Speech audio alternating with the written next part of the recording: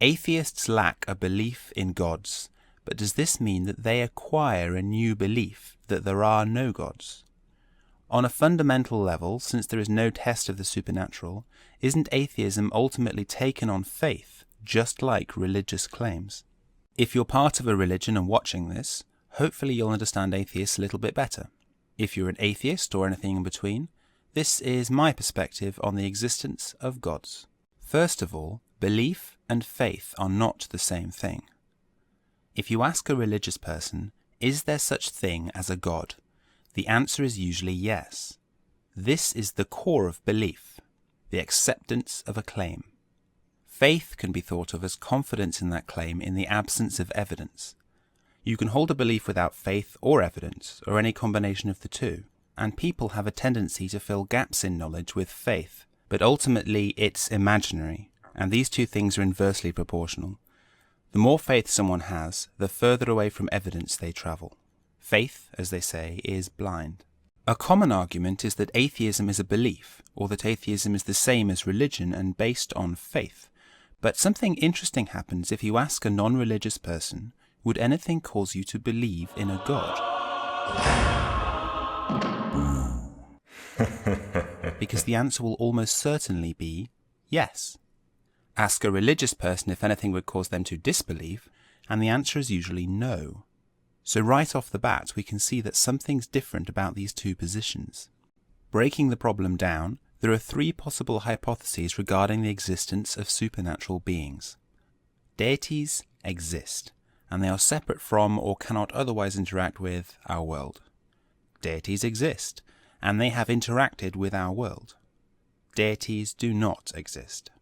But wait, haven't we missed out a fourth option?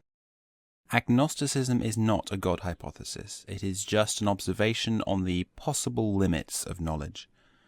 I find this position somewhat dishonest for reasons that I'll get into later, but for now, since it's not making a God claim, we can shuffle it to one side. Have no illusions, all three of these claims in their most fundamental forms are untestable. So then clearly the third hypothesis is what atheists subscribe to, and when phrased as an assertion, deities do not exist, surely this is a belief. It would be, but atheism is not acceptance of the third hypothesis. It is, broadly speaking, acknowledgement that out of these three hypotheses, only the third one has any evidence to support it. It is literally a lack of belief in the first two hypotheses, not acceptance of the third. And you can test this yourself. Ask an atheist, would anything cause you to believe in a god? The list is very long. For atheism to be a belief, it would have to accept the third hypothesis as true. For atheists to have faith, their position would have to be void of evidence. So what about all this evidence against various gods? The problem for most religions is that they are special cases of the second hypothesis, having made specific claims about the nature of the interaction between the supernatural and material worlds. Once the supernatural interacts with the material, we can empirically test for evidence of that interaction, and when we don't find any, that is evidence that the event never occurred. Some people at this point might be tempted to cry fallacy, but evidence of absence can represent real, quantifiable data and is not the same as absence of evidence, and neither are fallacies if the effects are measurable and within the limits of detection. This type of evidence is quite common in science. Drinking coffee does not cause cancer. A new drug does not exhibit acute toxicity. Faith healing does not work. Homeopathy is nonsense, and chiropractic is quackery. These assertions are based on evidence of absence because the effects are detectable and apply over the time frame being measured, but have never been observed. Disbelieving in claims made by alternative healers on the basis of evidence of absence is entirely reasonable, especially given that modern medicine can explain and treat illness without conjuring faith in some ethereal, unmeasurable force like spirits, water memory, or vitalism.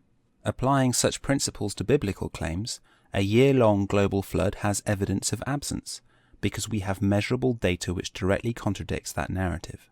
For instance, the Great Pyramid of Khufu in Giza predates the biblical flood by a full 200 years, yet there it stands, with Egyptian records conspicuously making no mention of a civilization-destroying flood. For Noah's Ark, on the other hand, there is absence of evidence. Even if we knew where to look, 4,000-year-old wooden ships aren't likely to remain intact, so not having found it is not necessarily evidence that it never existed. Asserting the non-existence of Noah's Ark based only on absence of evidence is a fallacy. But asserting that a year-long global flood never happened based on evidence of absence is quantifiable data. That's not to say that all of the stories contained within the Bible are necessarily false, but a great many of them make falsifiable claims that we can test against reality. And when these falsified claims start to accumulate, and apologists start to equivocate, some people like myself take this cacophony of errors as strong evidence that there's probably more wrong with this book than there is right. It doesn't disprove a God, but it makes the claims made on his behalf quite unlikely to be true. So what's my beef with agnosticism? Not having a position on the matter, or so-called weak agnosticism, is fair comment for some people. Reserving judgment in the absence of knowledge is wise. But hard agnosticism, making the claim that the existence of any deity is intrinsically unknowable, is dishonest, because it's feigning that no theistic claims have ever been made. But of course they have, and we can empirically test many of those claims to a known degree of certainty. Another troubling problem is that we can all observe the creation of new religions. Mormonism, Jehovah's Witnesses, and Scientology were all founded since the 19th century, all believing that eternal life can only be achieved through their edicts, and each declaring the others cults. Over 200 new religions have been founded in the past century alone. Some disturbing, others really rather heartbreaking, and a few bewildering. The children of the Westboro Baptist Church see their twisted, hateful religion as normal. They're growing up in a glass box for all the world to see, believing a nonsense fiction, and it makes people uneasy. It shows us all how effortless it can be for people to convince themselves of crazy, messed up stuff, then makes us uncomfortable as we realize where they read it. So evidential rejection of these claims is not belief. So then is atheism scientific? No.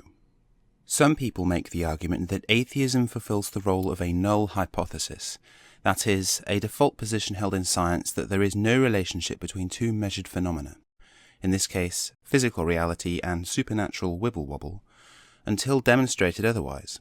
A scientifically worded, testable version of our third, unaccepted hypothesis would be deities have no effect on observable reality. We would have to either accept or reject this null hypothesis based on measurements of two phenomena, but supernatural wibble-wobble can't be detected, so there's nothing to test. Acceptance or rejection of a null hypothesis in this context doesn't even make sense scientifically. An hypothesis which states there is no relationship between something you can't define, measure, or otherwise detect, and events which do not require said interaction for them to occur, has no utility, no purpose. The existence of the supernatural simply cannot be tested by material science, because by all known methods, there's nothing there to test. So while atheism can be thought of as rejection of theistic hypotheses on the grounds that they can be shown to be false, science can be thought of as ignoring a non-existent problem. So hopefully you've come away from this understanding atheism a little bit better. Atheism is not a belief and requires no faith since it's based in evidence. The concept of a god is ignored by science due to the apparent untestability of gods, but because of the ability of science to explain everything we see around us, and the strong evidence against falsified religious claims, it appears to be the truest representation of reality. It can best be thought of as the removal of unfounded or falsified religious claims from the useful description of the observable universe. But I'm interested to hear from you. Does this video do a good job of explaining atheism? Do you agree with its conclusions regarding deities, science, and belief? Leave a comment down below, or tell me what you think via Twitter and Facebook.